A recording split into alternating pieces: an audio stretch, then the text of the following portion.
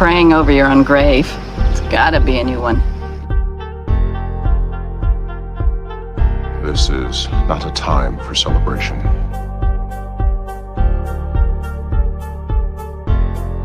Ceasing to exist because my parents were never born. That is not a death worthy of Stovicore. That's right. It's not a death worthy of Stovicore, but this is Jeff, D699. Can't hear you. Oh, is my mic not working? You don't. You need to. It Talk is, into but it's Oh, sorry.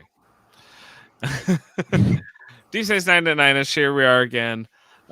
Season 5, episode 22, Children of Time. This is a cool episode. I like this episode. It's not my favorite, but it's kind of a Dax episode. But here, Dave, what do you make of this episode? What stands out for you as it's to me it's Odo and Kira, and then but it's the other side's the Dax story, and I prefer the Dax story. Good to see you, Jeff. Thanks for joining us here tonight on D Space 9 at 9ish Rewatch series, our 3.5-year journey to rewatch every episode of D Space 9 at 9ish. Children of Time, Jeff, one of my favorites. Yeah. So what do you like about it? What do you like the Odo and Kira of it all in this episode, or do you stick more to the Dax dilemma storyline that we kind of get? I think it's more. I think it's kind of an Odo Kira story marker. I think it's got some significant things here also for Worf and Dax in their relationship, but in particular, I think this features a lot on Odo and on Kira. Their relationship, the whole this kind of reveals that he has an unrequited love for Kira that kind of turns weird in the episode. But I was just like, it's a cool science fiction story. That's the other part I like about it. All right, Kevin, thanks for joining us here on Tuesdays 99ish. What do you make of this episode? Do you like all the Odo Kira stuff, or do you kind of lean toward the Dax stuff? no, I lean towards the Bashir stuff. I love how much Bashir loves the fact that he has so many descendants that he's like, wow, did I ever fuck after this fucking thing crashed? He's so that I'm not the only legend around here. He's not the only legend. Happy with himself. Yeah, he's great. He's back to season 1 Bashir. Yeah, you got to get down and beat some of those Bashirs. I have to get down there. Meet some of those Bashirs. I like how irritated the O'Brien is that he even has any descendants. Yeah. I just like relationship throughout the whole episode, Kevin, is amazing between Bashir and O'Brien because yeah, you're right. Bashir's having himself a grand time there. He's so happy with himself.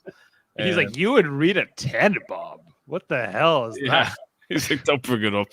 Yeah, he's like, don't even start. I love that Bashir's talking about this the person that he was with, and he's like, I've never heard of her. And Bashir's like, me neither, but she's good looking. I might look her up when we get back. Yeah, exactly. That is literally what he says in the episode. Yeah, well, it makes sense. It's he has less of a dilemma here than like O'Brien does, who's married and everything else. But to answer your question, it's not so much the Odo Kira stuff as I just like old Odo. He just seems way cooler than young Odo. Yeah. Yeah, he kind of stands out. It's cool. It's interesting to see that Odo lives for centuries. That hadn't really been established how long changelings live. They at least live for 200 years, if not longer. So that kind of brought up here. He looked old though. I thought that was weird. I'm like, he's a changeling. He can look however he wants to look. You know what I mean? Like, but he made himself look older. What? What he? I don't know. That's how he wants to look. Maybe he wanted to look his years. He knew Kira was coming, and some women like older men. Yeah, he's true. He did play that card throughout the episode. He's like, I'm just an old guy. It's chill. He's like, I get it all. He's like, I got 2 days with you. Let's do it. Basically. Sam wants to say hello, Jeff. Hey, Sam. What did you make of this episode, Sam? Did you watch? Children of Time. give us a question of what you make of this dilemma that Dax basically causes here, Dave. But then old Odo kind of solves for everybody as well at the end here. I think. Oh, is it a quantum duplicate? Oh, I think it is. Jaemeel Robinson. Is it? It's the innie. It's the innie. I think it's the Audi. It's the Audi. Yeah. Okay. Jaemeel Robinson, how are you? I'm all right. Oh, Echo. I never thought that would come back again. Sorry. I totally forgot about that. It is forbidden. So, Jaemeel, we were talking about this dilemma that Dax throws the whole crew in because she wants to go investigate some planet with interference on it. And she goes in, and then they find out that 200 years ago, they went back in time and crashed there and could never leave. Somehow, nobody ever finds them. You know, nobody ever comes and looks for Odo. You know, no, it was 200 years in the past. Why does it go back in time? You know, because that's what the story requires. Right. That's fair. That's fair. Yeah, I also like that this is only a Defiant episode. It's not, the station's not part of it. I don't know who's running the station. Quark is. Quark is running the station. He's teaching the kids. I don't know why Odo needed to come along for this mission at all. It's a week-long reconnaissance mission in the Gamma Quadrant. Is how this is set up. So no one would die on Deep Space Nine. That's why. That's like, sure. Aren't they curious? Too? Like, what are they doing? Gallivanting around the Gamma Quadrant. They're just checking out the Gamma Quadrant, even though there's a bunch of Dominion ships already in the Alpha Quadrant. Without a cloak on. What's going on? What is it? I feel like this is an episode that they maybe had lying around even from the Next Gen era, perhaps. You could easily give this script to Voyager or the Next Gen. Or Enterprise did do this, and Kevin, when we get to it, I am going to have thoughts about that on Enterprise because they love to pick, Enterprise loves to pick up other stories and kind of just change them a little bit that have already been done. But this was the first time that this had been done. I feel like this is a story that they had hanging around, and they made it work for the Deep Space Nine crew. But did they make it work? Did they really make it work? I say yes, because I really like this episode. So Jaemeel, what do you say doesn't work here in this episode? The Sons of Moog? A good portion of it. It's so nonsensical in terms of just the setup alone, where it's like, hey, look, there's this planet with some issues. Let's check it out. It's like, well, we are technically in the middle of a war, but sure, why not? Let's check out the fungus.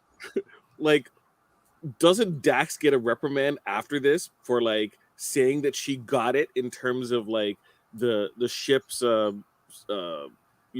shields and everything like that, and then she didn't get it? There should be some kind of consequences for that type of action, regardless of the emotional impact of this outcome. This is something you put on permanent files. Don't mess up again like this. This is a big one. This is a big issue. You cost the lives of 8,000 people, Dax. This is on your conscience. But it's also on Odo's conscience. Why? Why do you keep exactly on Dax? Dax just wanted to look at some fungus and make a discovery. What did Odo do? There's two people who are involved in this situation. There's current Dax and future Odo. One of them, and also future Dax. Future Dax did not play a part in the outcome of what happened. Almost did. If younger Dax hadn't figured it out. But we also find out to start. Okay, so maybe can we just go through the setup of the episode just before we get to the planet? Sure, I agree. Okay, go ahead. Okay, because the big thing that they set up here in the beginning is that Kira and Shakar have broken up. They went to the temple, Jeff. And the Vedic or whoever was like, nope, you're not meant to walk the same path. So Kira was like, nope, I'm out. See you later. Yeah. She the said, one and only time religion got it right. You know what? Yeah. They're bad in 1,000 right now. It is so strange the way like this is brought up. It's kind of funny to me. It's kind of like the writers admitting Shakar sucks and like, yeah, we're writing him out. You know, and like this throwaway conversation. Yeah. This is at the end of the week too, like, how much time had gone before that, and she just kind of tells Kira, Kira just tells Dax about it now, and Odo happens to be present, and he has to like go off, and Kira's like, "What's wrong with Odo?" And she's like, "You know, Odo, always being Mr. Mopey," and she's like, "Oh yeah, right. Back to my Ractigino." And then Odo, like now that she's single, it's like, what is this? This is my chance. Yeah, he's like, do I have the courage to tell her how I feel now? There's a lot of this from Odo throughout the whole show. Yeah. Is this like Can't Hardly Wait, the beginning of Can't Hardly Wait? He's like, she's finally single. Yeah. Odo's such a strange character. He's like a 12-year-old boy in like a 55-year-old man's body. It's so odd. But that's exactly what he is. Like as a changeling, he is a child. Yeah. No, he just happens to have like this gravelly voice, and he acts all like he's like a cop. It's like he's like this cop guy, but he's also this innocent child. It's so weird. Right. And he's done some questionable things in his past and everything else. Yeah, but how about this guy who I haven't seen I haven't seen a guy who just walks around handing out Ractiginos to around the understand bridge. this. You got to wear the full uniform. Give him props. I mean, he gets to wear the full uniform. This is what you had to do to get into Starfleet. Now Cisco says, No thanks, I'm trying to cut down. He's cutting down. He's an enlisted man, right? Like O'Brien. He might be enlisted. He's actually wearing pips. So is he wearing pips? Yeah, so he would actually he's like, I went to Starfleet Academy for this to serve coffee. But wouldn't you just do a call like, hey, who wants a Ractigino? Before just replicating a bunch and just like walking, does anyone want this? I don't know. Somebody maybe Bashir made an order like this people are falling asleep at their stations. Get them caffeine. O'Brien's happy to have one. But he never has coffee in the afternoon. Well, according to Keiko. Sure I do. Anyway, this is where like they're almost home. They're talking about like wanting to sleep in their own beds. Like it's been a cramped trip. The Defiant's not a luxury cruiser, and they're looking forward to get back to the station. But this is when Dax is like, oh, I'm detecting some weird planet stuff, and we got to go over here. And they're like, can we just like, I like O'Brien's like, can we just check this out next time or something? Like, is this really worth it? I think this is also on Cisco too. He should have told her to shut the fuck up. Yeah. Cisco's like, come on, really? And she's like, come on, I never get to do science anything. I never actually get to be a science officer ever. And he's like, fine. I suppose so. What he does have a something he says here, but that if anything goes wrong, we're not going to be doing anything. Sorry. Looking for the specific voice line. I am. I thought Dax. Who's Dax? All right, we'll make a quick survey. But if all we detect is some fungus, we're not beaming down. What if it's smart fungus? What if it's smart fungus, Jeff? Reprimand. Yeah, she's really pushing it there. Does she need a reprimand for smart fungus? Yes. I would grant you reprimand. Here's the thing with Dax. I think, was this decision always going to happen, or did she make it happen? Is to me kind of like the question. Like, she just decides not to do it. The ship would not have gone to this planet if she hadn't suggested it. She was the only one in this crew of 89 people or whatever that wanted. But was it meant to be or not? Like, it's that whole question. Like, according to Worf, this was their destiny. So I don't know. You can look at it that way, or this is it's like life is random chance. This just happens to have a time travel aspect to it, right? So, anyway, so they decide to go check it out. The Defiant heads over. We see that this planet's got this weird barrier around it, so it's not a typical looking planet. and she's like, well, Dax is like, I think I can make the shields work for this, right? Because this is the other part. It's not just the suggestion to go there in the first place. It's smooth sailing. Smooth sailing. It's also the decision to try to go through this unknown planet without really having anything tested or whatever, which is what causes them to have the issue. The surge happens here. We see like the bridge starts blowing up. This like electricity starts moving over the consoles, and this is where we see Kira gets hit with the lightning. Unlimited power. Unlimited power. She got like charged up like Iron Man in Avengers. So they said that this is they were trying to create quantum duplicates, kind of like that Voyager episode where there's two Voyagers and Harry Kim dies and baby Naomi dies, but then their quantum duplicates take their place.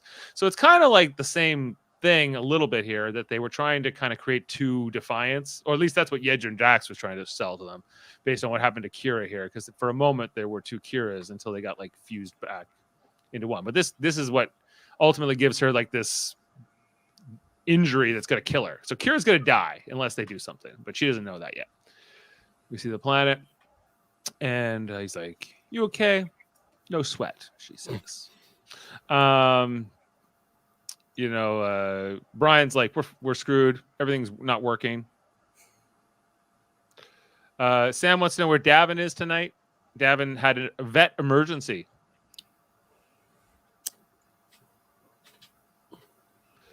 Kevin, did you know that Big Brother Canada did a spaceship theme for one season? I did not, and that doesn't make me want to watch it at all. Okay, Kevin, you got a Instagram you want to plug, or Sam wanted you to know, so you're TikTok maybe. Okay, me? Okay. No. Anyway, I like how Siska's like, "Oh, smooth sailing, huh? This was a great idea, huh, old man?" He's already throwing some shade at here. This is the first of the reprimands. This is before the whole crash back in time. Worf says, "Hey, I'm detecting a bunch of humans on the planet." Well, that's weird. Let's talk to them. And we meet. No, they got hailed. Hailed, yeah. Because if they didn't get hailed, wouldn't they not necessarily contact them because of the first contact rules? It would depend. Yeah, if they could establish if they were warp capable or not. Yeah, which they aren't. They're not. They don't have warp ships. But if they're human, not just humanoid, then they would. Yeah, because they don't know how they got there, so since they're being hailed by the planet, they're willing to talk to them. He says, like, I'm Dax and O'Brien, and we're hey, how's it going? We're your descendants. Or is that what they say? More or less, it's like you're trying to cut down the Ractagino. Come down for Ractagino. Yeah. I forgot you're trying to cut down because that's the reveal isn't really until they're on the planet. Yeah, that's right. But there's already like Sisko's got this look in his eye, like, am I gonna have to kill this entire settlement? Yeah, he's like, I've got rookie numbers right now. I gotta catch up on my numbers. Commander, I said launch torpedo. You notice that Odo never sits down on the planet because they didn't want an element of destruction just ravaging that populace. The amount of people dying left or right. Look at all the windmills they got, guys. Lessons to learn. Anyway, so we see the planet as they beam down. It's ancient Greece for some reason. Yeah. I always love actually when they go to a planet like this and they're always like, look what we've built. And I'm just like, you came from a space station. Yeah, this is it. This is the best you could do in 2 centuries with a bag of scraps. You're impressed by this? Yeah, Tony Stark built this in a cave with a bunch of scraps. Oh, I'm not Tony Stark. Yeah, well, neither of these people clearly. And they come down, and it's like, I don't know, this woman's making a pot or something. We'll find that on a space station. No technology. There should be a sign on the side. My favorite community thing: no ghosting. Yeah, just like I don't know, like they obviously learned to make clothes and other things and buildings and different things. But anyway, I look at these people like, God, you don't even know what it's like to have a replicator. They're just looking down at these people. O'Brien has this pretty much this expression on his face the entire episode. The entire time, he's not having it. Yeah, no. He's like, he was looking forward to getting home. He was supposed to be. He's like, I was supposed to be home. I'm not even supposed to be here today. This is I'm supposed to be back with Keiko and Yoshi and Molly, right? And then we meet Yedrin, Dax.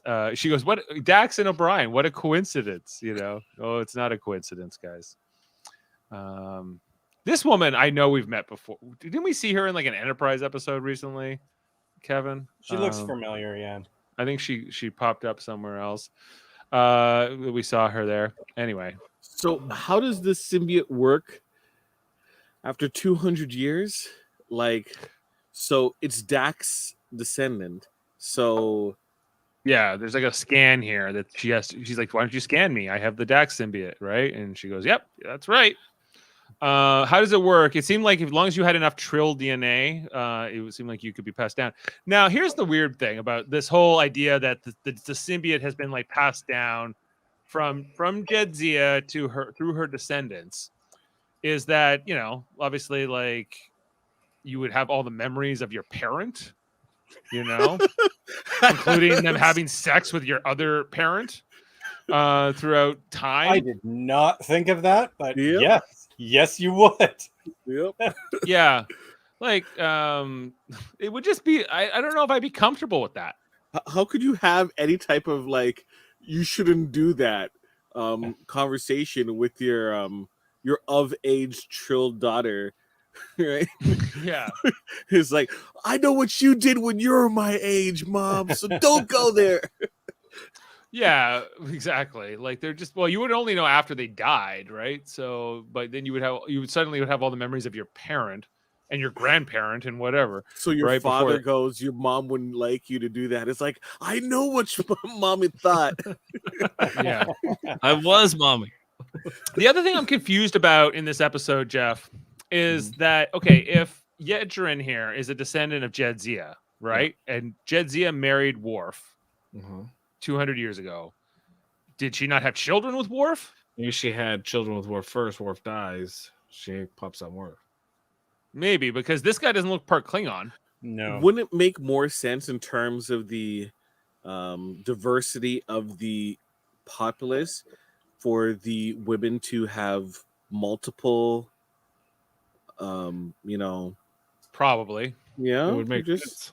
Probably. There's 80 of them to start. It's not exact. It's not. Wait, no one's in 48? No, 48, Dave. Oh, 48. Said, we need little Rugrats to go plow the fields, you know. So I figure that they would at least have like introvitalization to have different. Yeah. With a starting pool of 48, I think the inbreeding is pretty heavy in this population. So, and that's where I think that's why you get the result that you get. Yeah, that. There's obviously people who like, and we see other people who are like part Klingon, but they don't look part Trill per se either, right? So, well, I don't even think they're. Well, yeah, the part Klingon, yes. Right. So I don't know. There's only so many main characters, and then there's a whole bunch of extras that are on the Defiant that we don't know about really that much. But you know, she says, you know, I'm an O'Brien and a Tannenbaum, and she's like Ensign. He's like Ensign Tannenbaum from Engineering, who's like a long-term extra on the show. You know, he's like, yeah, you held out for a long time, Miles. You were going to, you know, you were holding on hope, but after 10 years, you're like, hey, Rita, let's it took you 10 years. That's really why he wants to leave. He's like, I am not waiting 10 years to get laid again. There's no fucking way. Well, how do you go back to have that discussion? Like, he goes back and has a conversation with you know, with his wifey, and then they're like, how long did you hold out? 10 years? Only 10 years? Only 10 years? I would be pretty impressed. 7 more months. 7 more months. Yeah, like, is it? I don't know. Like, should he have caved or not? Like, how did we judge O'Brien? Yeah, I don't know. I don't judge him at all. From a survival of the species process, it's kind of selfish that we don't know if he did not contribute to the gene pool, right? All we know is that he got married 10 years later. No, we know he contributed to the gene pool because there's like 1 million O'Briens on the planet. So, is that any better or not? I don't know. Like, Keiko wasn't dead. He was never. She wasn't alive 200 years ago. She wasn't alive either. So I don't know. It's a weird one. That's kind of part of the reason I like the episode. It's so out there. And you know, they're talking here. I have a plan, to do this. He's like, oh yeah, and then the whole thing. How do I know you're really Dax? He's like, he tells the story that only Curzon would know about the dancer at Pelio Station. And he's like, yeah. We're not going to talk about that. Yeah. All good.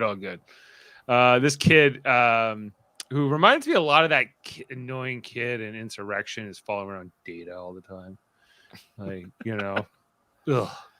Like every kid during this era was like this.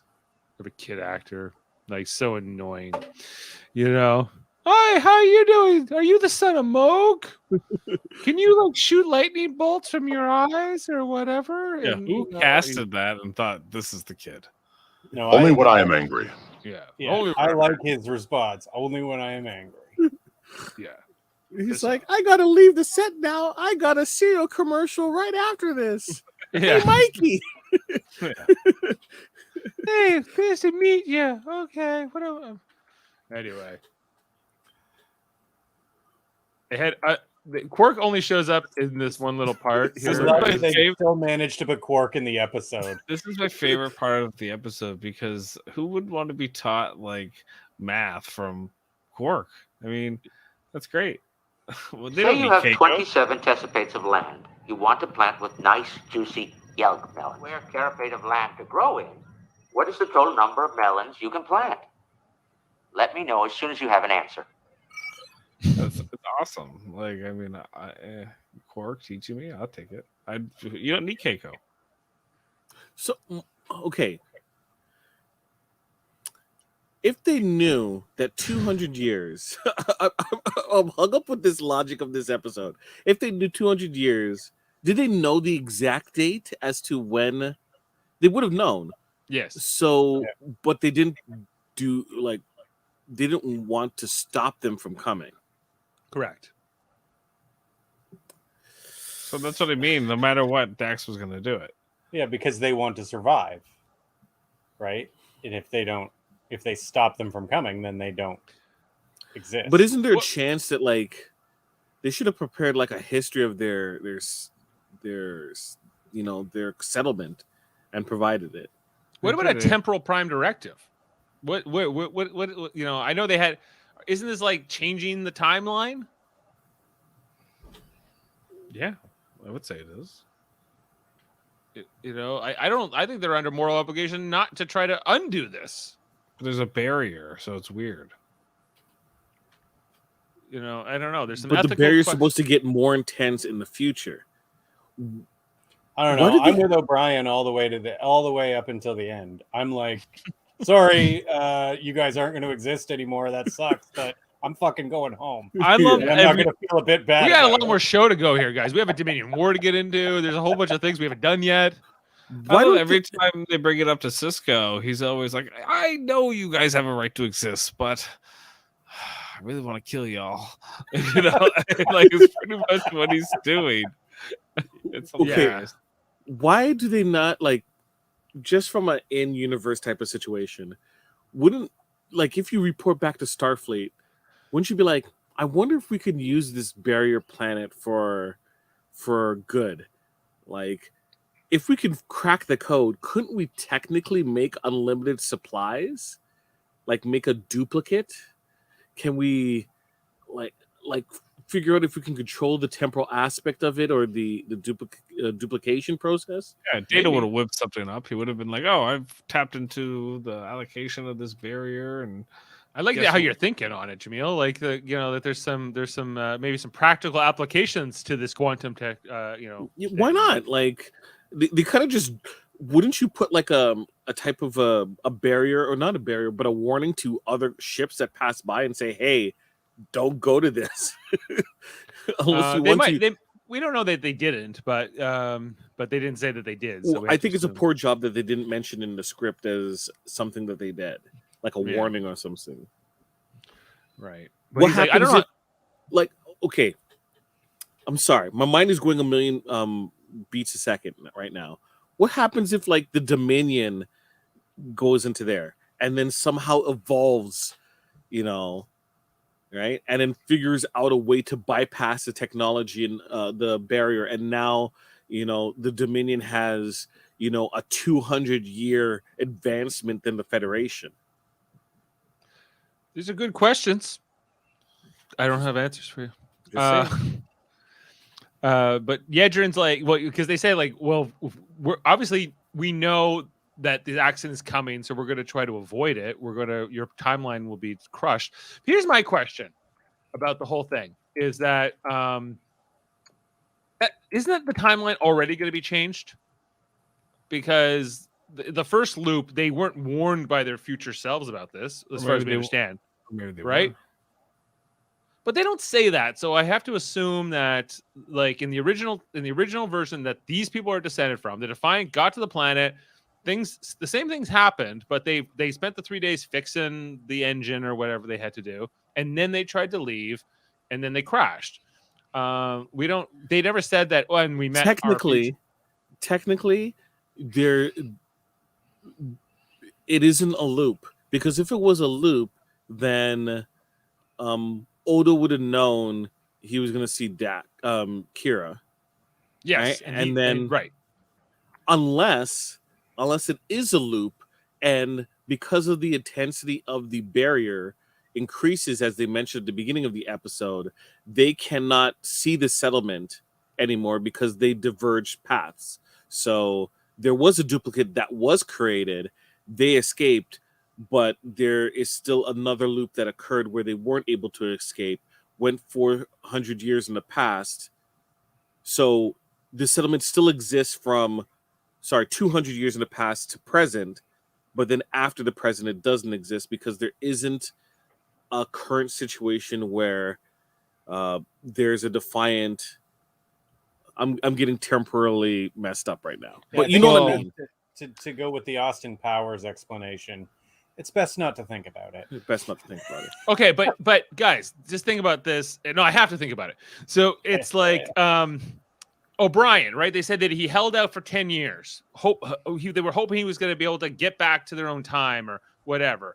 But if he knew that wasn't going to happen, because this O'Brien, like if they had gone back in time here this time, right, after having met all the descendants of the colony, O'Brien would have known that was hopeless, and so maybe he wouldn't have waited 10 years to marry Rita Tenenbaum. Maybe he waited a lot less, and then everything and everyone would be different. Right. Yeah. That's why it's not a loop. It's not a loop, and this timeline was like them preserving this timeline was pretty much impossible from the minute they said hello to these people. Yes. Right. It might be a similar kind of a thing, but it would be at least a little different because they never talk about what happens the first time they encountered the planet. Was it completely bare, and then they had how many days to try to escape, and their plan failed, and hence why they fell to the planet? So we never get any information about that loop, that version of history. We only get the current one that we have. Right. And then, so Yedrin Dax's plan here, Jeff, is to, we'll create two Defiants, right? And we'll send one Defiant back in time. One Defiant gets to go back to the station. Easy peasy. Because he points to the thing that happened to Kira on the bridge. Would it suck to be the duplicate? You go, oh, like, okay, you go through, if this had worked, guess what? You're the Kevin who gets to get crashed on the planet. The thing I like, Kevin got to go home. the thing I like about this Yeah, I wouldn't be lie, happy with that. like this whole deception that Yedrin does here, Dave, is because he tells a lie by telling the truth, right? Like he's basically giving them false hope, but it's the fact that that happened to Kira makes it plausible. So then you're like, oh, okay, maybe. Or the writers, they wrote themselves into a situation and they're like, hey, let's just, put a little video effect where there's two Kiras to kind of, give the viewers this false idea that this could possibly work. Well, there's some plausibility because this is, they don't give you a ton of time here to think about it before that we realize that it's all a sham. But yeah, this is like, and younger Dax, Jedzia Dax is like, yeah, I think this could work. I'm the science officer. It could work. We've seen it happen. Right?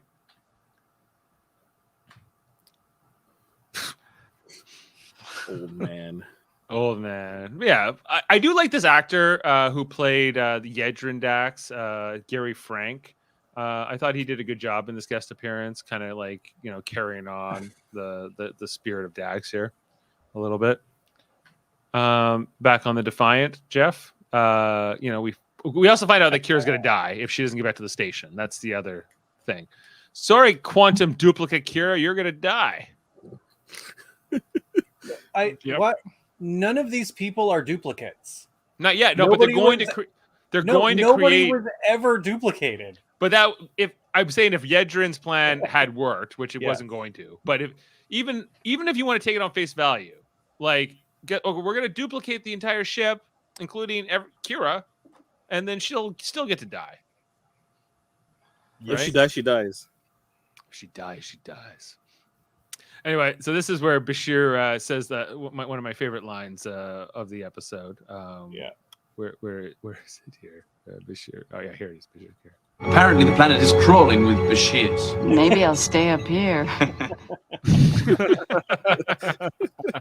That was my favorite part of the episode. Just how happy he was to have gotten laid so much. Yeah. Right. It was like he was so proud of this future version of himself. Very much like someone who's genetically enhanced, right? Like a Genghis Khan type or a Thing type. Well, wouldn't his descendants also have like some genetic enhancements? He was so happy his great granddaughter was a doctor. He was like, so it does work. He's like, that's why he was so happy. Would the daughter or any descendants have like the difficulties that he had with his mental abilities as well prior to the maybe we're not, I don't think they ever explain that whether the genetic enhancements are hereditary, like if they get passed down, or the things or like to Jameel's point, like the disabilities he was born with. Right, yeah. I'd imagine that. I imagine would be, unless they genetically removed that trait. I can see all that. I can see the sperm being like genetically enhanced. Genetically enhanced sperm. Yeah. Tommy gun. He was like,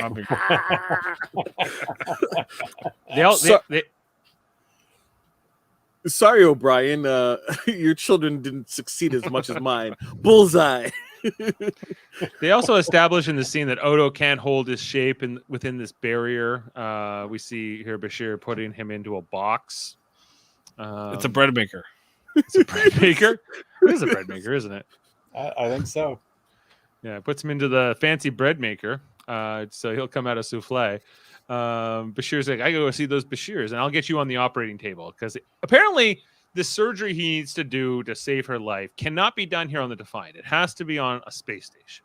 So, lessons learned in the future, we'll make sure that we have the necessary equipment because, we're on a ship that will be in battle where there will be a lot of casualties. So you want to make sure that your sick bay is well equipped. I would say it's pretty clear that Bashir is the least equipped, less equipped than Voyager. For a doctor, as far as when they're on the ship, when he's in the sick bay is not much of a sick bay. The station is like a hospital, so you can have big rooms. But he can't improvise here on the Defiant. No, you can just put a thing on your head. You say, "Till you're gonna die." Box of scraps. There's a couple of scraps. Anyway, he's going on to see the those Bashirs. Anyway, and Kira's like kind of like checking out Odo and the bread maker. When your boy shows up here, Jeff, Odo. Steve Gutenberg of Odo. That open chest, like looking like he's from Cocoon. Odo. That's great. This is the moment where she's like, "Oh, old Odo." You're less, creepy. You know, like So it seems like it's more Rene Auberjonois here. He's not wearing a lot of the nose piece or some of the other things here, but he's still got the forehead, I think, on. you know what, this might be the most like the least Odo he's looked. Even when he was a solid, they could have done this look. Yeah, this is uncanny Valley Odo. It looks like it's computer generated in some aspects. It's like, is his eyes dead? Does he have any life in his eyes? It seems so weird and so close to what I'm used to. Yeah, she thinks it's weird too. She's like, "What's up? You know, what's going on here, Odo?" I've gotten better at shape-shifting over the years. Should have got a 6-pack too. We just put other Just Odo. for no reason. Little chest hair. We just put other Odo in the bread maker to rise, so we'll wait on him. Yeah. And this is where he tells her that he loves her. I love you, Nerys. I've always loved you. I love though that before that, like he's touching her face, and she's like, "What the fuck is up with you?" Yeah, he's this close to like putting his thumb in her mouth. Oh, good. Yeah, and she's like, "I love you, Nerys," and she's like, "Oh, okay." Goes to commercial, and she's like, "What do you mean? You're crazy." What do you mean you love me? Get out of here! Get out of here! It's true, Nerys. What do you guys think of this scene? What originally and now? It was creeping me out at first. Like, yeah, it really was. Like he should have eased in before he was grabbing her face and stuff. Did he drink some Mountain Dew before this? Smoother. Yeah, no. You had 200 years to think about this too. Yeah. Oh man. Yeah, he Faces on stun, bro. Faces on stun. Jeez. Yeah, he comes out guns a-blazing, and he walks right up to her. He's put his hands all over her face. He's professing his love in an open shirt, no less. Deep V. That's what we call a deep V. A deep V. Yeah. Consistent with some of the clothes on the colony. He needs a necklace. He needs a chain or something. Gold chain. It's like, oh, Odo grew up to be a pervert. Awesome. This is a fairly long scene, and it takes up quite a bit in the episode. It's so long.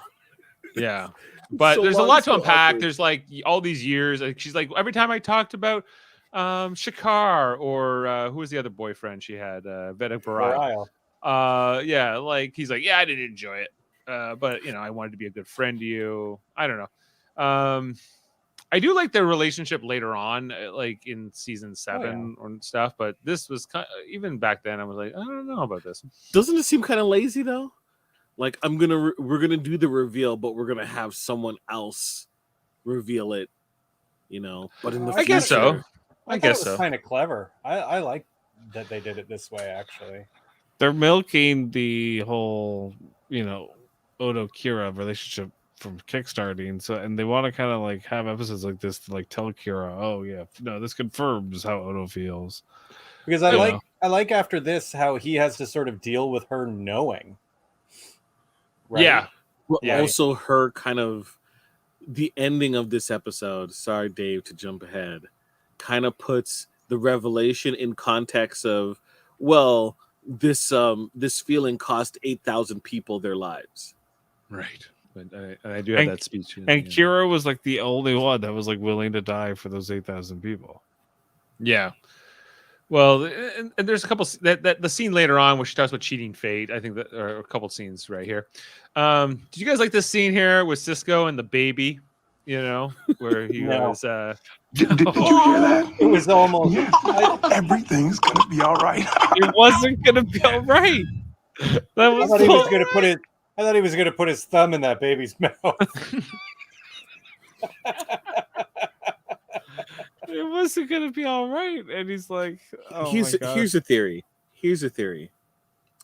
Couldn't they try to temporarily or attempt to transport all the folks in the village or a portion of the people in the village, store their patterns in the transport buffer, escape, and then rematerialize them?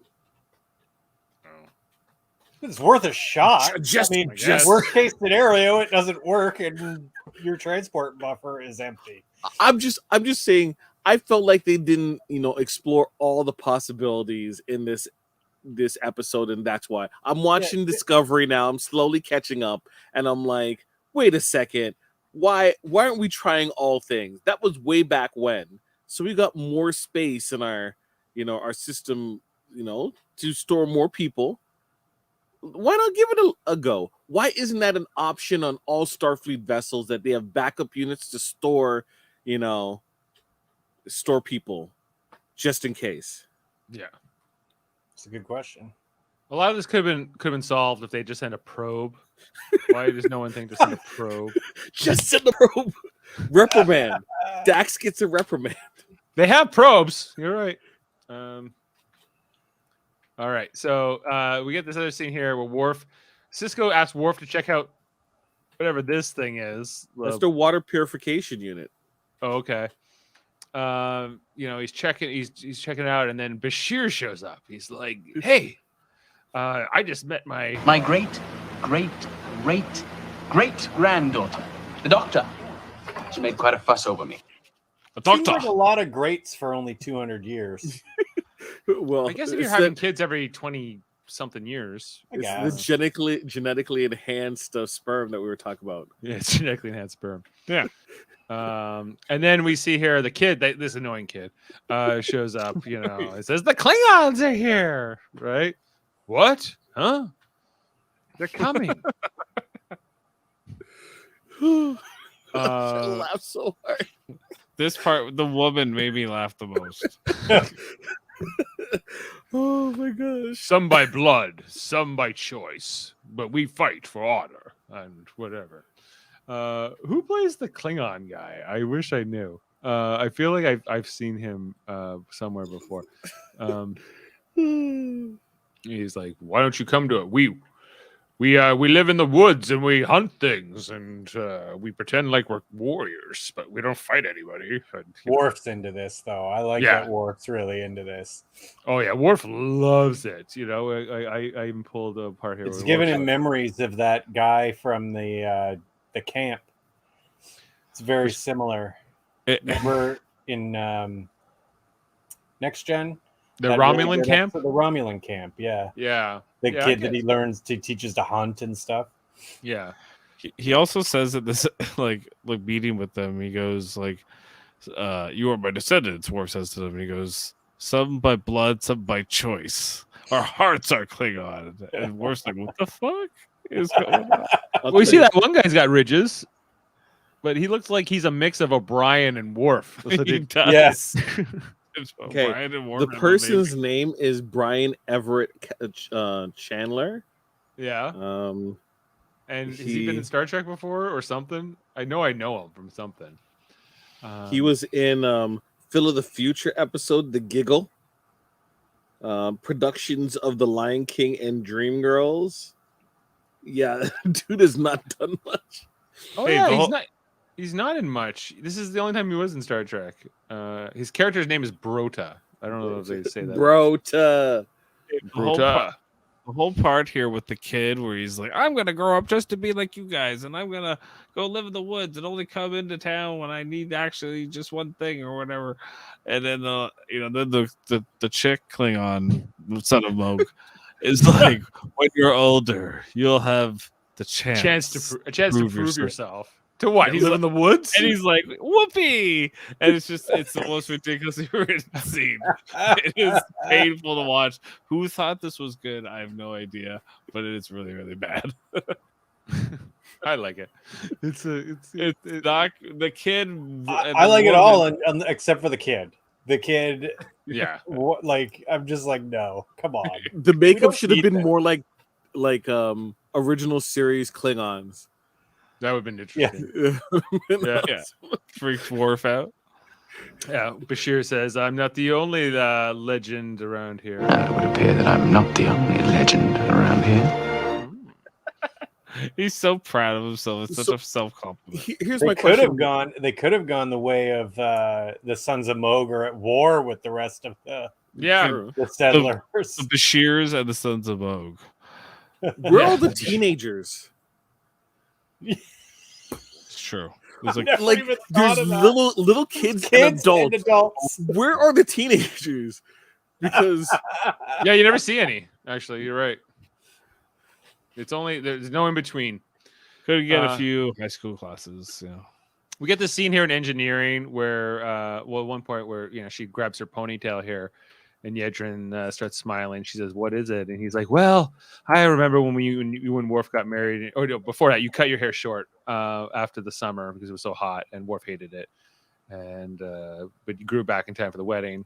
I like this how she kind of gets a glimpse that they're going to have a happy life together before she'll be horribly murdered by Ducat later on, Jeff. But maybe it would have been better.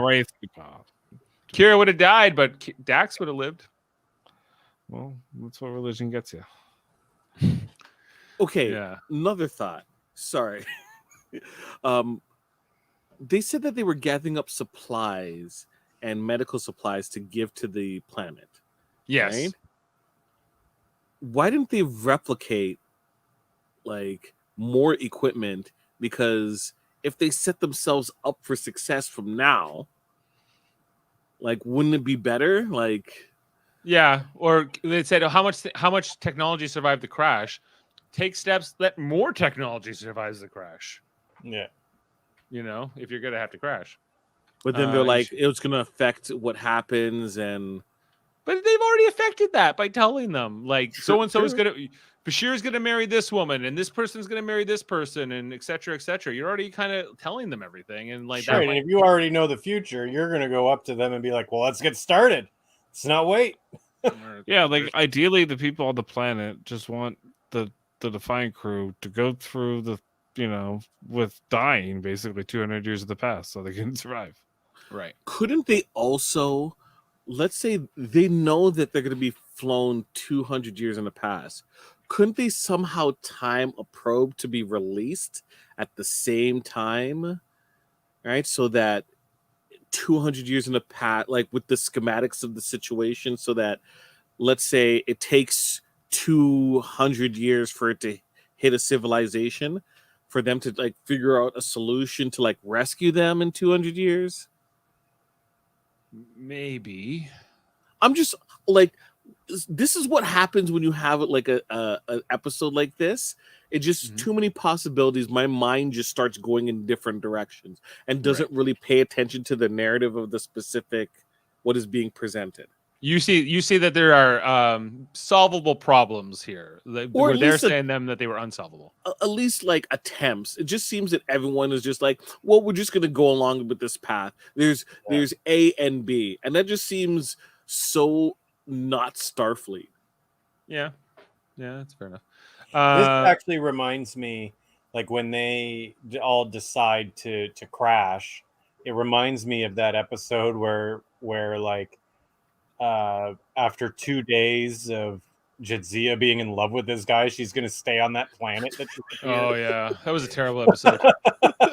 It's very similar though. Those two. Right, they just decide they're like, yeah, you know what? I like these people. I never would come around. Yeah, never. I'd be like, no, I want to go home. I'd be going home. Yep. I want to go home, right? But Bashir's into it, he was looking forward to coming down here, and then he tells Bashir about who he met. You know who I ended up with after the crash? Angie Kirby. Who's that? Yeah, that's what I said. Apparently she transferred aboard last week, but she's gorgeous. Congratulations. You know what? I think I'm going to ask Grant when they get back. We obviously got along well here.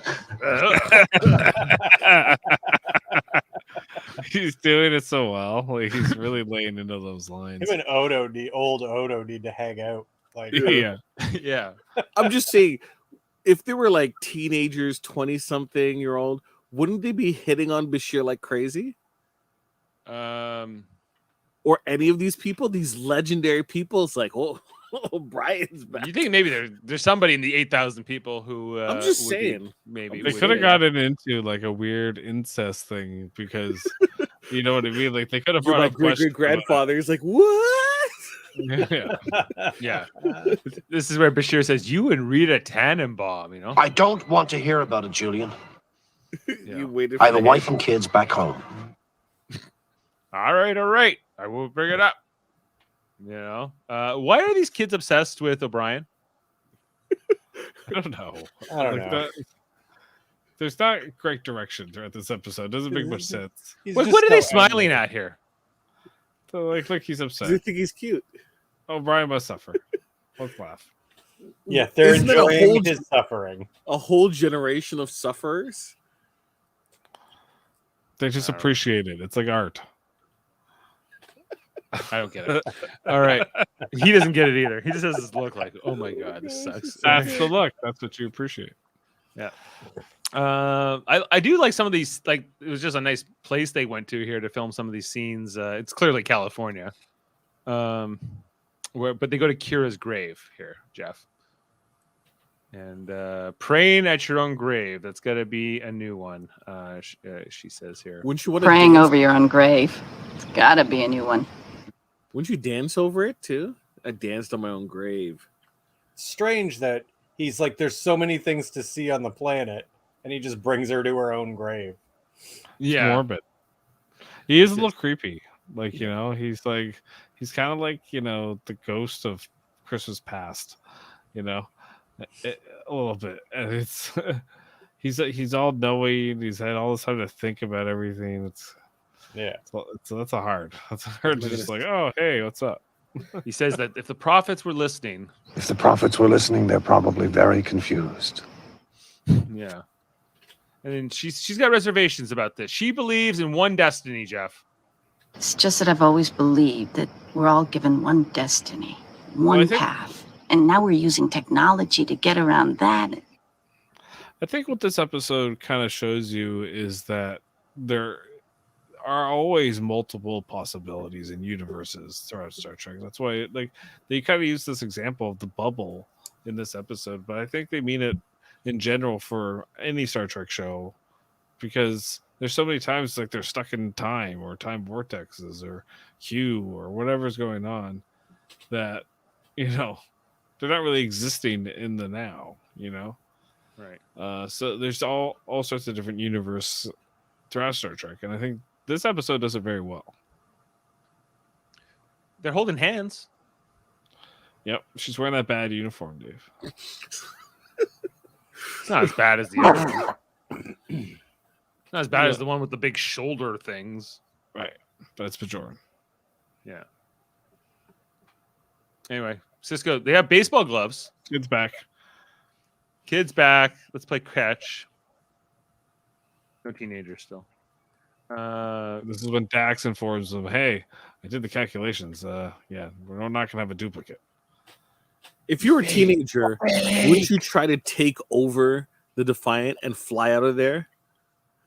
Well, I thought that like the colonists take after their whole like deception gets shown, that they all take it pretty well. Yes, they're all like, all right, we're gonna die. We took a Pretty shot much. at life. It's not going to happen. Yeah. Yeah, you think the whole town would have been in on it a little bit more, and you know they never would have given up that. It's like, Right. you idiot, you screwed it up. They're gonna get out of here. Yeah. Right. Dax giving him a lot of shit here, you know. You call yourself Dax, but I don't recognize you. You know. I love this. I love her yelling at herself. Yeah. That's what makes me wonder if it is a loop sometimes, because it's like, yeah, it's like he's been through this loop before, like he remembered it.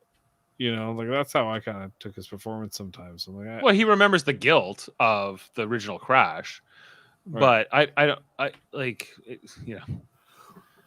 Just the expressions on Cisco here. So thought.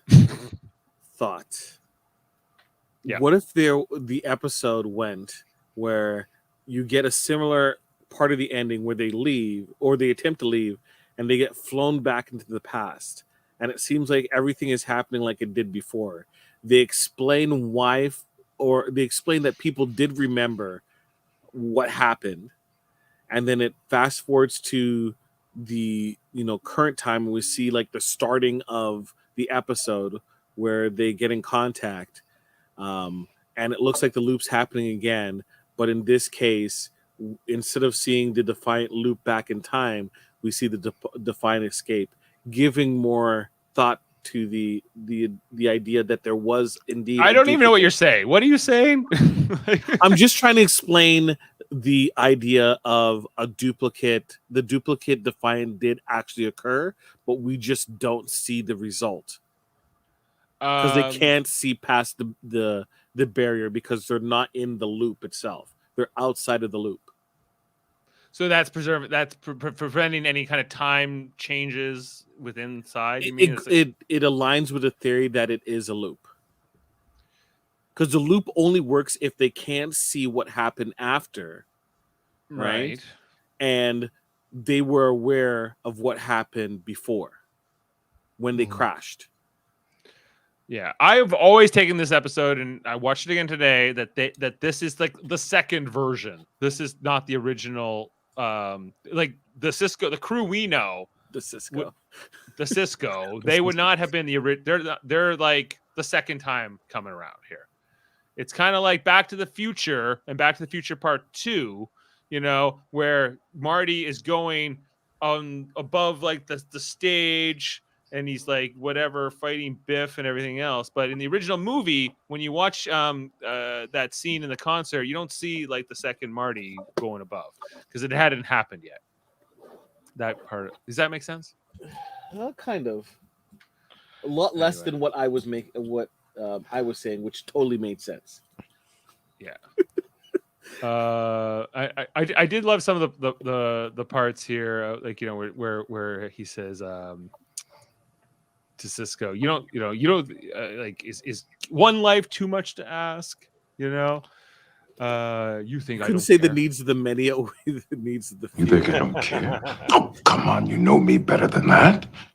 What am I supposed to do? Recreate the accident and deliberately maroon my crew? Maroon my crew? Yes. Yes, this is exactly what I'm asking you to do. I thought it was pretty clear.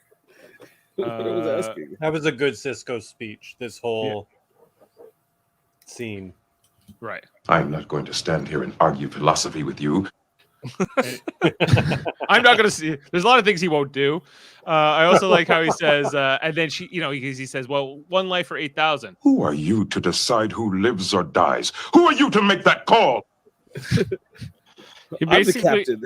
I do. Yeah, I know. Cisco makes that call every fucking day. Commander, I said launch torpedoes. The dilemma of this episode is should Cisco choose his crew gets to return home to their families or save 8,000 lives? Right. And she goes, well, it's the guilt, it's Jed Zero knows what I'm talking about. I was so bent on making some great discovery that I missed it. Fungus. The fungus. Reprimand. His duty is to his crew. Yeah. The ones that are alive now. These people got to live a life already that wasn't theirs. They're simply going to cease to exist. They're not going to die. Nobody's killing them. They never were. Right. They don't get to go to Stovacor, though. Well, too bad. But they did. What do you mean? They battled and fought to the death for those plants. Yeah. I'm not denying that. I wish there was a way we could help you. But there's not. There is nothing I can do. Yeah, exactly. Except the transport buffers idea. Right. And he goes, I will not ask Kira. My people have the right to return home to their families, and I will not ask Kira to sacrifice her life for 8,000 people for 8 million.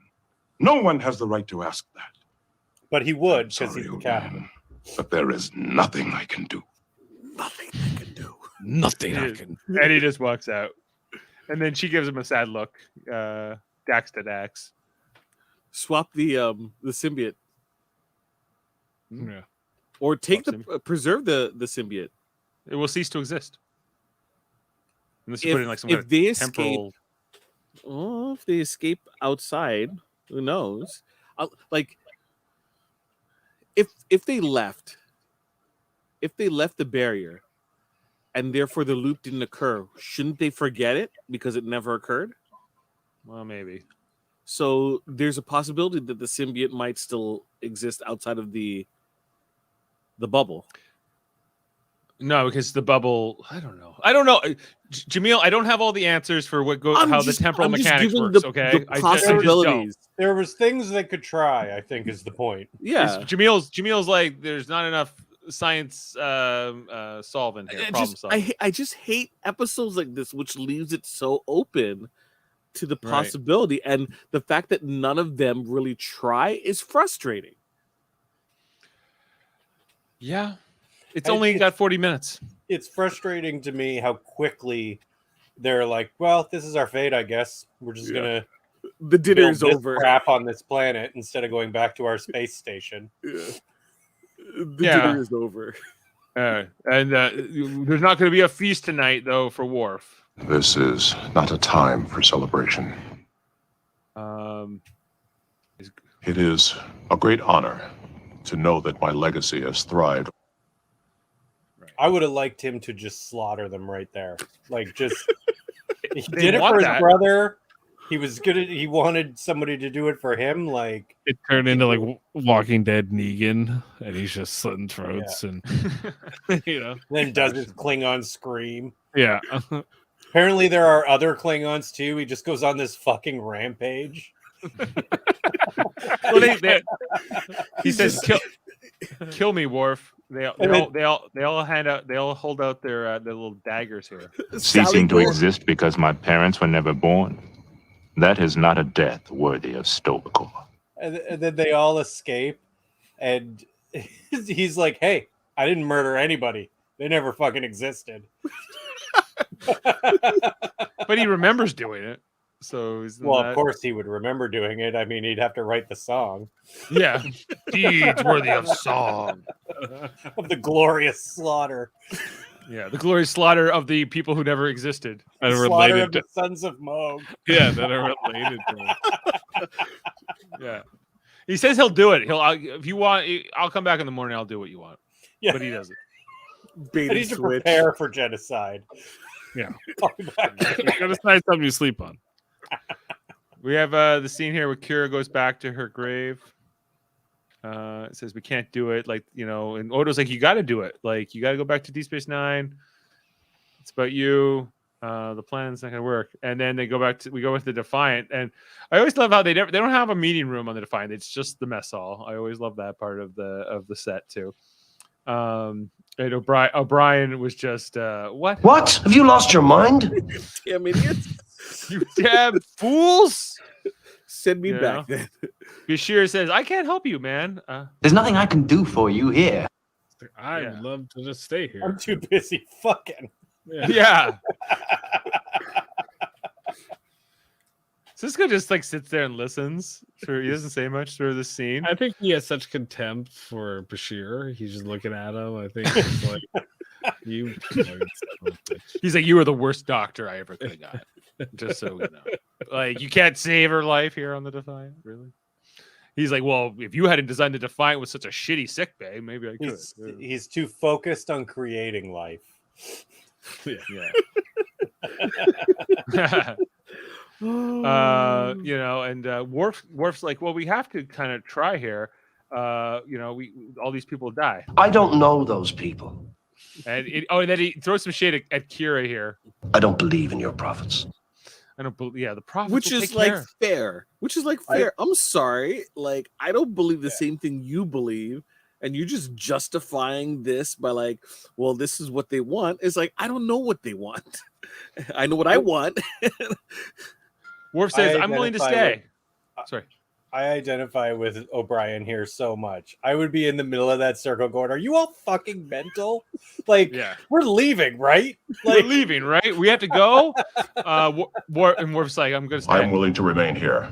Well, that's easy for you to say. You hardly ever see your son. And you are afraid to face your destiny. that is the best line in the whole episode. Yes, because you know it's from a real place where O'Brien's like he knows that will cut him. And, you know, and but like, there's no talk about too. It's amazing. Yeah. There's no talk about how Sisko won't see Jake again. Really, like there's a little bit, but very little. You know, he's had his fill of Jake. Yeah, it does disturb me how easily he's like, well, I guess Jake will be fine. Jake's grown up, I guess. You know, so I don't need to see him again, or Cassidy, or anybody. This little walk through the area, quiet, and then this friggin' kid, Gabriel, I think's his name. Should have just killed him. Oh, he wasn't a Klingon? Oh, sorry. I thought he was a Klingon. He wanted to die to go to Stovenkor. It's planting day, guys. Oh, and this is... Oh, my God. Like, this is the longest planting montage in the history of Star Trek. Yeah. With the music and everything. It's got... The Star Trek writing community loves the idea of farming and the nobility of farming and growing things. Well, you know how hard it is to grow tomatoes? Yeah. I feel like I'm watching was it Insurrection too? Like this whole sequence. It's very similar. Yeah. Sort of it's only 2 years earlier, right? In terms of so they watched this episode and got inspired. Maybe. Yeah, planting day is always a big day. It brings everyone together. We need everybody. We need all 8,000 people. What is this, like a little plow, I guess he's got going on here to go through here. Even Sisko's getting right in there. He's plowing the fields. You need the hoe. You need to put the seeds in. You got Kira as a kid. Oh, yes. Oh, sorry, that hoe, that seed. Okay, gotcha. Why did they take one of the plants with them? I don't know. Got what's Jadzia's doing the watering. She got the watering can there. And then Brian's like, our repairs are ready to go, sir. Let's can we get the hell out of here? Yeah. He's like, fuck this planting shit. We're leaving. Yeah, the point of people are going to cease to exist. Again, I identify so much with O'Brien. Right. And this kid's like, you don't look busy. Yeah. Well, she's an O'Brien. She's an O'Brien, all right. I definitely would have turned and been like, I am. Now fuck off, kid. Yeah. She hands him the he just gives her this look like thanks, Yeah, thanks for hooking me up. You won't exist in a couple of hours. Now, I really do. I do love like when the Klingons show up here. There's all this look from everybody. Like, is there going to be a fight? Has there been in the past? Like, there's a kind of this uneasy look that, like, even Sisko's like, "What's going on?" Would have been awesome if they were like, "You're all going to Stovenkor." Yeah. This is all meaningless. And they just go to the page. Right. We got the clip here. You said there was an enemy for us to fight. They are attempting to plant their fields before the sun sets. We must kill Time them. is their enemy. We should help them defeat it. The sun is their enemy. Time is their enemy. Jeez. He's like, I am the badass Klingon warrior. He's like, they will listen to me. I just have to teach them. Sisko likes it. That's how you integrate. That's how you integrate Klingons into modern society. It's like it's tax season, and a good rebate is the enemy. Like what? Time is their enemy. We need to help them defeat it. No way. You saw the look on Gowron's face when Quark was trying to get him to understand money. There's no way. Enough.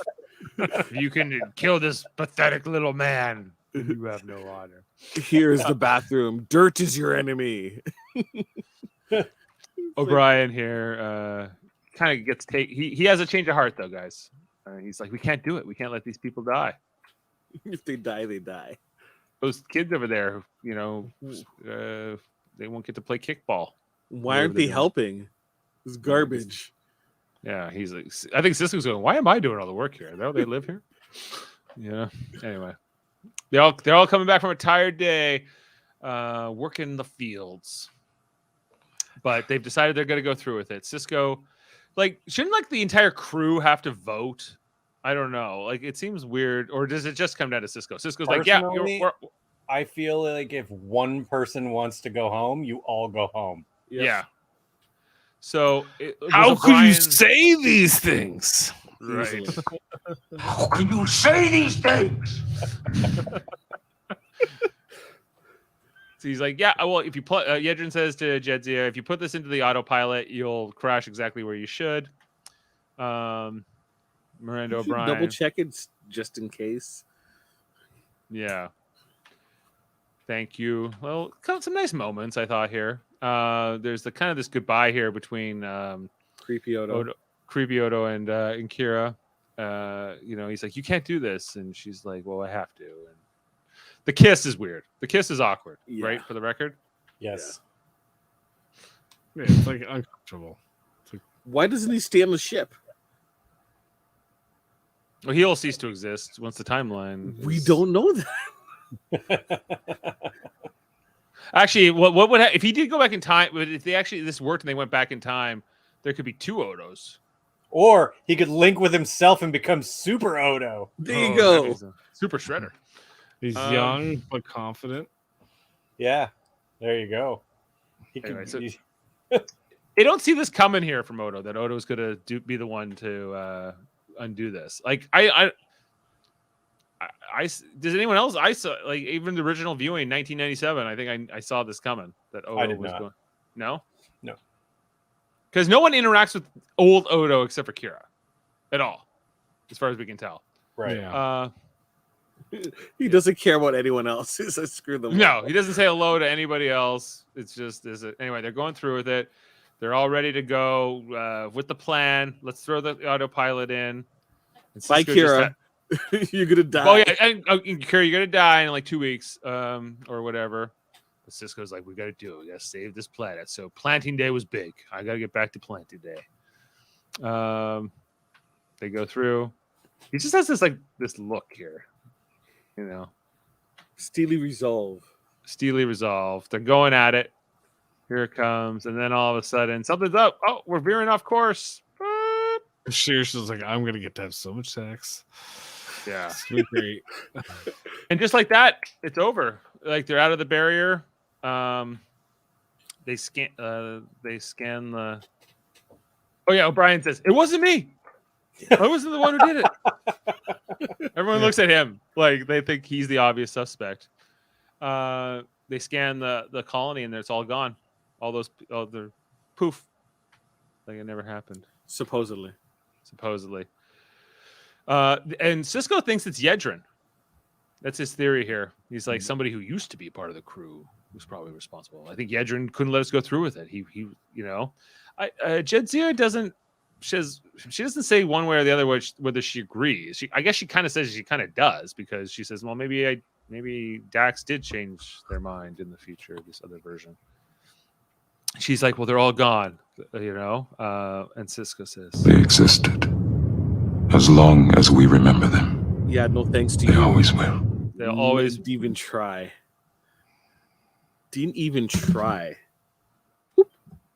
Well, they tried a little bit, but it didn't work. Kira is really wrestling with the guilt of it because she feels like it's coming down to her life. And then young Odo shows up here for the ending. Says, yep, well, old Odo came and linked with me, so I know everything. Yeah.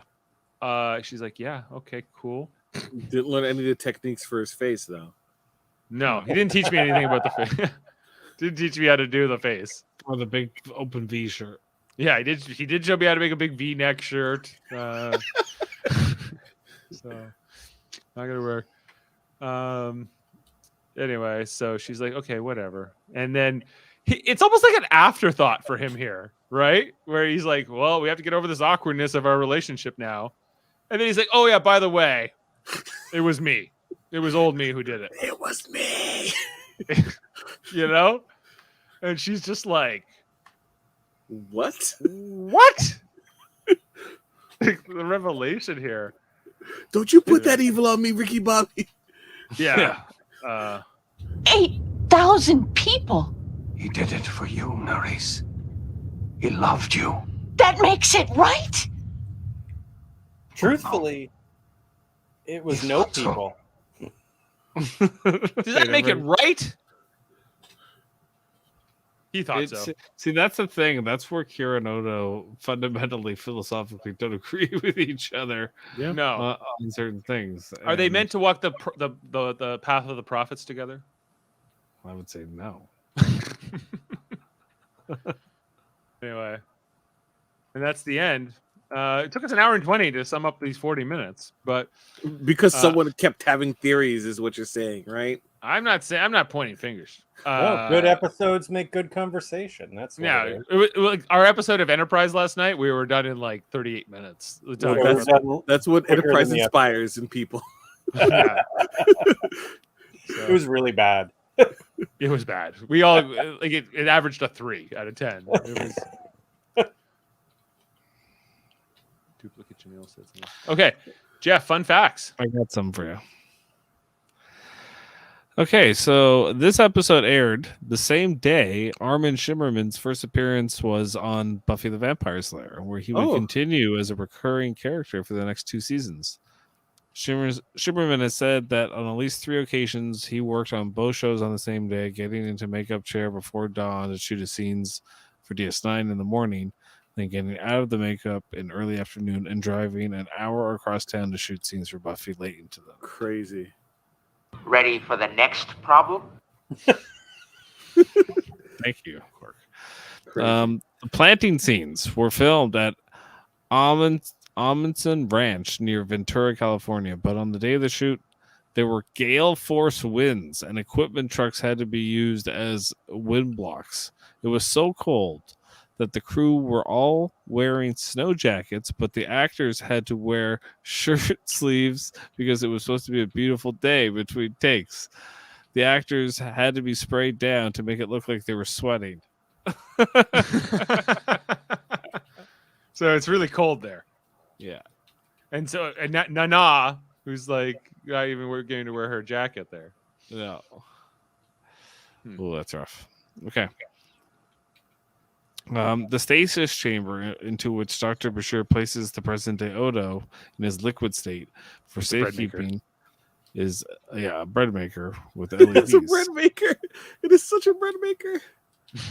A Klingon descendant mentions slaying a Yarbear in the previous year. Viewers are to assume that Worf, who held Tasha Yar's fighting skills in high regard, as established in her last appearance in Next Gen, named a large predator on the new planet after his former crewmate.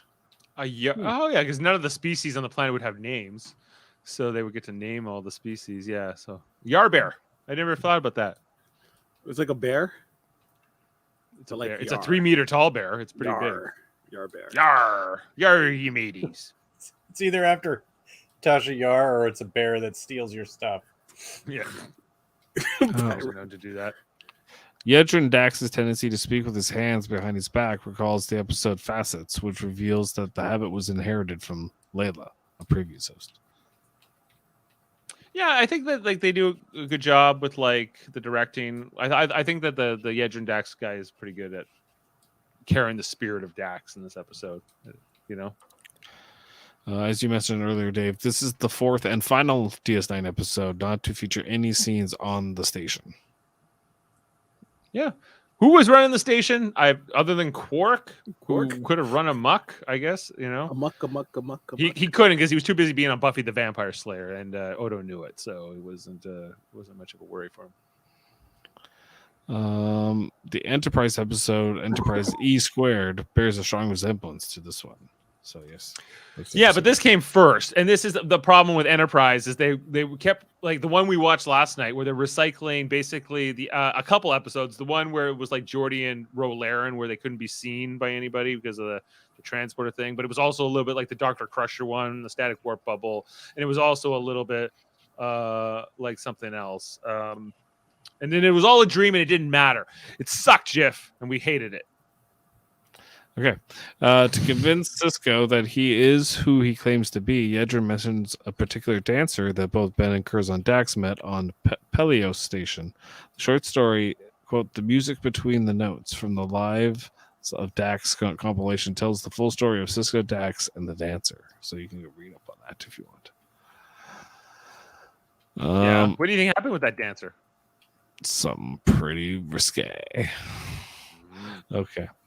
O'Brien mentions an Ensign Tannenbaum from engineering. As a commissioned officer, an ensign would outrank O'Brien, who is a chief petty officer. However, O'Brien is the chief engineer of the Defiant, and she is his subordinate.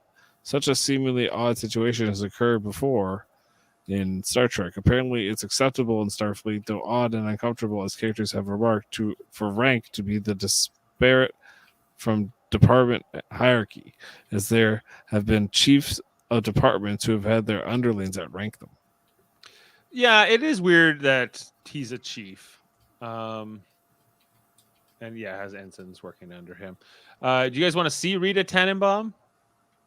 This is her in the foreground here. She's like played by this Star Trek basically extra, like long time extra. Extra, because and so it's always assumed that it's Rita Tannenbaum. Why is this not okay? Yedrin relates a story of how Jadzia cut her hair short after a year on the planet due to a particularly hot summer, saying that Worf hated it. About a year after the story takes place, Jadzia is killed, and the Dax symbiote is passed to Ezri, who has short hair. And Worf hates. Yeah, Worf hates. That way he never for grows a while. Quark only appears in the classroom as a recorded image on the computer screen in this episode. Yes, we know that. When helping in the fields, Chief O'Brien is seen with his sleeves rolled up. Prior to the uniform changeover earlier in the season, O'Brien was depicted almost exclusively with his sleeves rolled. But once the new uniform style was introduced, it rarely, if ever, happened. Which is why he got back into the barge. That's why I liked the old uniforms better. Dave, there's my favorite 47 reference that we've ever gotten. Maybe I think it's gonna blow your mind. Deliberately going against the number 47 by saying there are 48 people who were stranded on the planet. That's not a 47 reference. According to 47 references, it is. Because I think it is. Kevin? Absolutely. There you go. But there was originally 49, and then Kira died, so it became 48. That doesn't make it 47. Unless it was 48, including Kira, and then she died, which made it 47, which is a 47 reference. Thank you. No. She said all 48 had to sit here, so she was 48. It should be 49. Yeah, she didn't die in the crash. She died shortly after. Yeah, way before they built that building. No. Yeah, they do in the episode. They are surprised at the number 48. Yes. That's the whole reference. Right. Okay. Jesse Littlejohn plays Gabriel, which might be a reference to Star Trek DS9 past tense 1 and 2, where Commander Sisko impersonates historical figure Gabriel Bell. And there's that kid named Gabriel. It's the kid? Okay. This is the only episode of DS9 in which Odo is seen with bare arms. Though in this case, it's an Odo from a future timeline that is subsequently erased from his existence. Yeah, so we still had to see it, so it wasn't erased from existence. That's right, and that's it for the double bare life. arm bears. For the okay, let's head over to ratings, guys. Children of Time. Let's see it. Jeff, what are you gonna give this? I'm like an 8.1. I think it's pretty good, but it's not my favorite. I'm going 9.8. Jaemeel? I'm gonna give it a 6.8. Okay. Kevin? I'm gonna give this a 9, just because it's such good conversation. So much to talk about. All right. Well, say these things? How can you say these things? So we're averaging at an 8.4 with our 4 votes here. This is an 8 on IMDb, so it's a fairly highly rated episode for Too the high. season. Jaemeel says too high, an 8.2 overall. So Lazy writing. no, we didn't get your. Did you watch Soldiers of the Empire? I'm been gonna hearing give of that these. one. I gotta watch it again. It's been Okay, watch it again. Let me know. Because we didn't get your Ferengi love songs or Ties of Blood and Water. Or Well, you don't have my Business as usual. Ferengi love songs either. Yeah, where's his Ferengi love songs? 8, I think. 8 appropriate for that. All right. Well, nobody's liking season 5 more than me and Kevin. I love season 5. Wait till season 6. I fucking love season 6 too. Yeah. Jeff, what's the next episode? We must be wrapping up season 5 here. How many episodes are in close, season yeah. 5? 26. 26. Wow. Shame. Yeah. Next episode is called Blaze of Glory. I wanna do the blaze of glory. Oh, it's a what's his face? The Canadian guy. The Canadian guy. Yeah. Is there going to be a Lucky Looney? Yeah, Lucky Looney. Okay. Oh, is Eddington back? Eddington's back next week. Already? Is this the one where they like find his family and this is the final Eddington episode? Yes. Where they I thought this came in season 6. I didn't think it was in season 5. Season 5. See? Yes. Lucky you. Yeah. Yeah, this is You know how hard it is to grow tomatoes? See? There you go. He knows. So yeah, it's a lot of leaves paradise.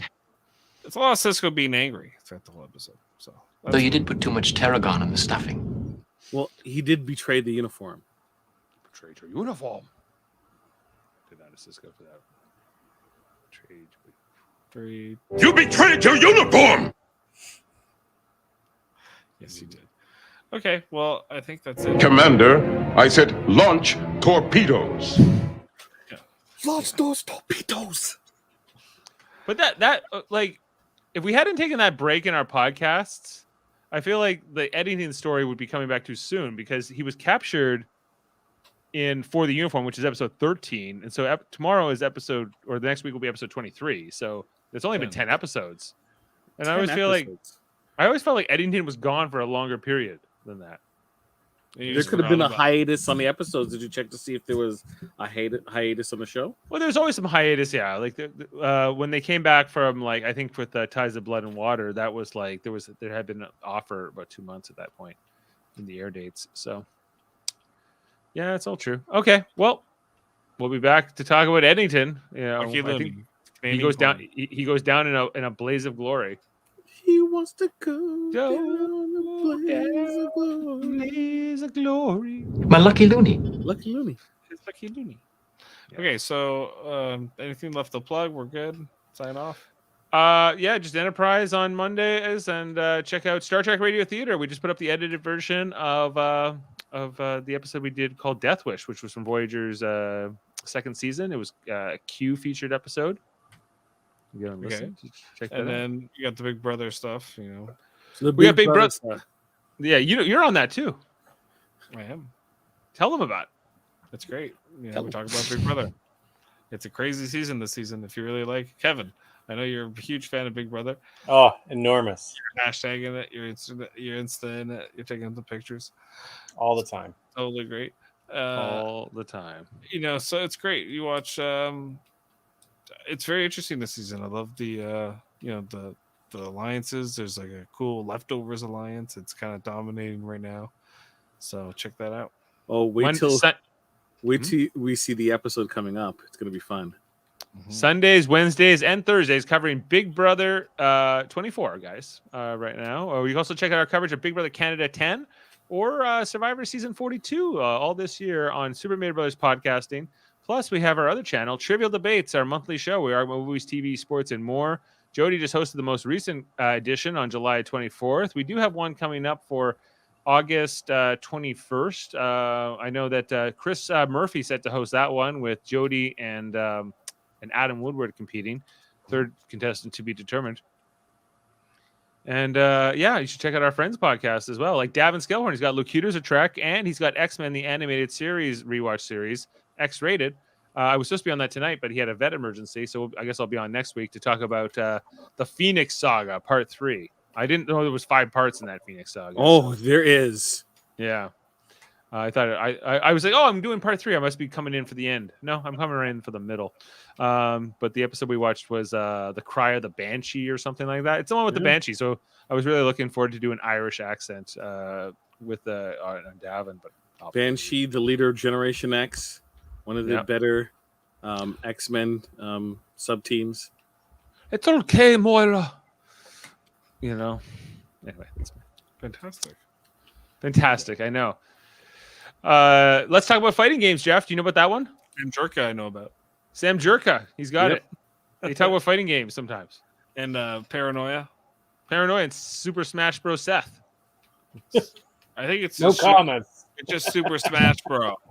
And then it's Seth. Well, Seth's a different guy, but since there's no comments, I think it's one guy. Okay. So, and the Hellbound podcast, Michael Chan and Alex Blackburn every Wednesday. They talk about horror. You guys like horror? Horror? Oh, not Bashir. Horror.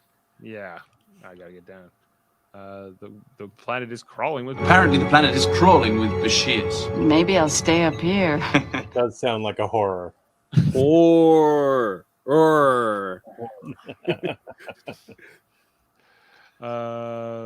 All right. Well, and that's it. I think those are all the plugs, Jeff. Okay, well, all right. Well, join us next time here on D699ish. I have been your host, Jeff. For all of us, see us next time on Blaze of Glory for the Lucky Looney. Yeah. Lucky Looney. Apparently, my healing touch is something of a legend, Randy. I have to get down there, meet some of those Bashirs.